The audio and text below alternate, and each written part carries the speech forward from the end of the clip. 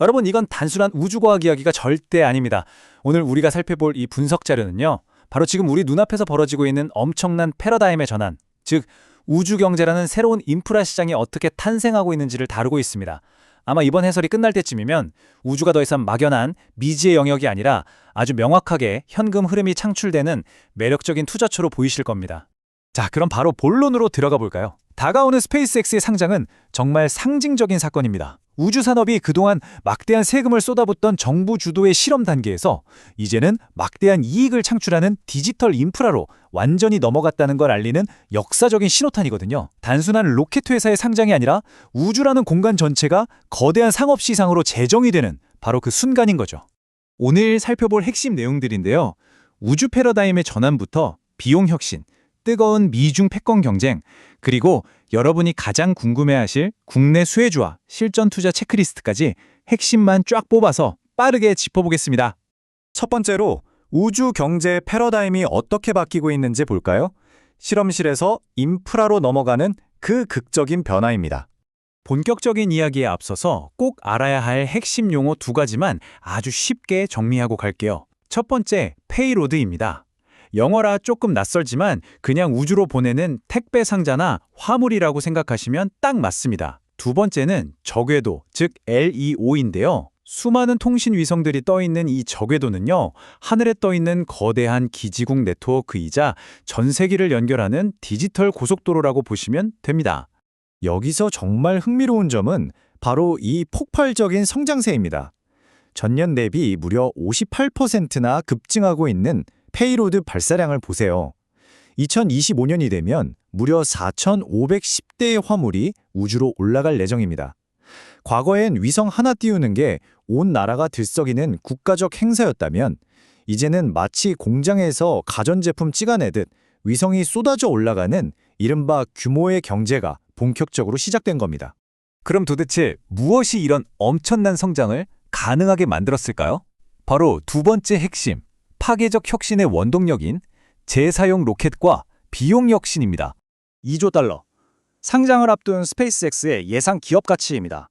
미국 증시 최상위권에 맞먹는 정말 어마어마한 규모죠.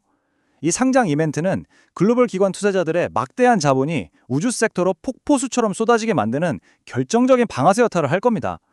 그런데 이 막대한 가치의 핵심 비결이 뭘까요? 바로 로켓을 재사용한다는 데 있습니다.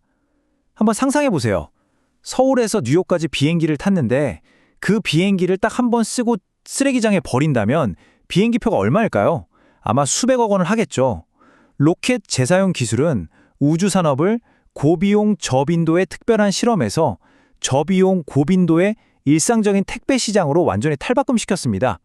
운송 비용이 획기적으로 떨어지니까 그 위에 전혀 새로운 비즈니스들을 차곡차곡 쌓아 올릴 수 있게 된 거죠. 자, 세 번째로 넘어가 볼까요? 바로 미국과 중국의 팽팽한 우주 패권 경쟁입니다.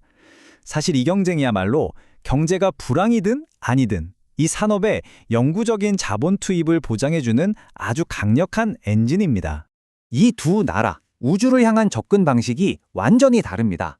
미국은 상업 프로그램과 스페이스X 같은 민간 기업들이 주도하는 뉴 스페이스 생태계를 통해 비용 혁신을 이끌어가고 있죠. 반면에 중국은 골든돔 이니셔티브처럼 국가 차원에서 막대한 자원을 쏟아부으며 로켓 공급의 한계를 극복하고 궤도를 선점하는 데 가속도를 내고 있습니다. 우리가 여기서 주목해야 할 건 어느 쪽이 이기느냐가 아니라 이 두 거대 국가의 막대한 자본과 기술이 궤도를 장악하기 위해 말 그대로 쉴 새 없이 쏟아지고 있다는 사실 그 자체입니다. 이 치열한 경쟁을 가장 잘 보여주는 게 있는데요. 바로 우리 일상과 떼어놓을 수 없는 미국의 GPS, 그리고 이에 정면으로 맞서는 중국의 베이더우 위성 항법 시스템입니다. 저궤도와 위성 주파수는 이제 단순한 통신망이 아니에요. 절대 양보할 수 없는 국가 안보의 핵심 자산이 되었습니다. 바로 이 패권 경쟁 때문에 우주 인프라 구축 속도가 절대 늦춰질 수 없는 거죠. 네 번째, 드디어 우주 산업의 엔비디아 모멘트입니다. 과연 이 궤도 위의 골드러시에서 곡괭이와 삽을 파는 진짜 알짜배기 기업은 어디일지 알아볼 시간입니다. 우주 산업이 어떻게 구조적으로 성장하는지 5단계로 딱 끊어서 정리해 드릴게요. 자, 첫째, 재사용 기술로 발사 비용이 급감합니다. 둘째, 비용이 싸지니까 우주로 올라가는 페이로드, 물량이 폭발적으로 늘어나죠. 셋째, 저궤도에 거대한 통신과 데이터 인프라가 쫙 깔립니다. 넷째, 이제 위성은 단순한 통신 중계기를 넘어서 지형적인 한계를 다 무시하고 우주에서 직접 데이터를 처리하는 거대한 궤도 컴퓨팅망으로 진화합니다. 그리고 마지막 다섯째, 여기서 생산된 데이터가 마침내 막대한 현금, 즉 수익화로 이어지는 거죠. 이게 바로 우리가 우주를 아주 매력적인 투자처로 봐야 하는 명확한 이유입니다. 자, 이제 다섯 번째, 여러분이 가장 기다리셨을 실전 투자 전략입니다. 국내 수혜주와 우주 ETF, 바로 확인해보죠. 최근 우주 관련주들 흐름이 정말 좋았잖아요. 평균 47%나 훌쩍 뛰었는데요. 국내 핵심 기업들을 짚어드리겠습니다. 먼저 최우선 선호주인 인텔리엔테크입니다. 이 기업은 글로벌 저궤도 위성통신망이 깔리는 디지털 고속도로의 톨게이트 같은 역할을 해요. 통신 인프라 구축에 직접적인 수혜를 받기 때문에 실적 개선 속도가 가장 빠를 것으로 기대됩니다. 그리고 세트렉아이와 루미르도 주목하셔야 하는데요. 두 기업 모두 국가 안보 수요가 폭발적으로 늘어나는 관측 위성 분야의 핵심이라서 튼튼한 장기 성장이 전망됩니다. 만약 개별 종목 투자가 조금 부담스러우시다면 우주 ETF가 정말 훌륭한 대안이 됩니다. 특히 2026년 4월로 예정된 아르테미스 2호의 유인 달 비행 미션, 그리고 스페이스X의 상장, 이 두 가지 거대한 모멘텀은 글로벌 기관 자금이 우주 테마 ETF로 유입될 수밖에 없게 만들 겁니다. 여기서 특히 레드와이어 같은 기업을 눈여겨보셔야 해요. 아르테미스 미션에 들어가는 핵심 카메라를 만들 뿐만 아니라 적극적인 인수합병으로 우주 인프라를 쫙쫙 구축해 나가는 아주 전형적인 알짜 수혜주거든요. 마지막 여섯 번째, 오늘 배운 걸 당장 내일 장부터 써먹을 수 있는 실전 투자 체크리스트입니다. 여기서 가장 중요한 포인트는요, 바로 재무지표의 질입니다. 수직 계열화로 원가를 쫙 낮춰서 두 자릿수 이상의 영업이익률을 내고 있는지 반드시 확인하세요. 그리고 무엇보다 확정된 정부 수주가 있는지가 관건입니다. 이렇게 안정적인 현금 흐름이 뒷받침되는 기업은요, 변동성 심한 불안한 테크주가 아니라 든든한 인프라 방어주로 시장에서 제대로 재평가받게 될 겁니다. 장기 투자를 하실 거라면 매일 확인해야 할 리스크 관리 지표들도 있죠.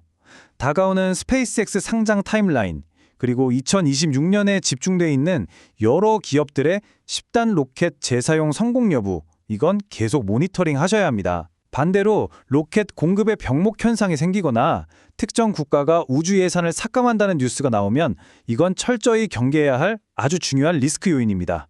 자, 오늘 살펴본 우주 경제의 거대한 흐름 딱 5줄로 깔끔하게 요약해 드릴게요.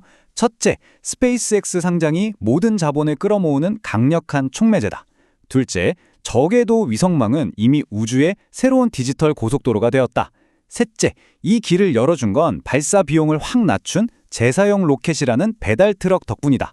넷째, 미국과 중국의 자존심을 건 패권 경쟁이 이 산업의 자금줄을 영구적으로 보장한다. 다섯째, 투자할 때는 정부 수주가 확실한 고마진 인프라 구축 기업을 노려라. 지금 이 순간에도 우리 머리 위 우주 공간에는 거대한 디지털 고속도로가 아주 빠르게 깔리고 있습니다. 여러분은 아직 닿지도 않은 불확실한 목적지에 투자하시겠습니까? 아니면 매일매일 그 고속도로에 아스팔트를 깔면서 탄탄하게 돈을 벌고 있는 인프라 기업에 투자하시겠습니까? 오늘 함께 살펴본 체크리스트로 여러분의 포트폴리오를 점검해 볼 시간입니다. 끝까지 들어주셔서 감사합니다.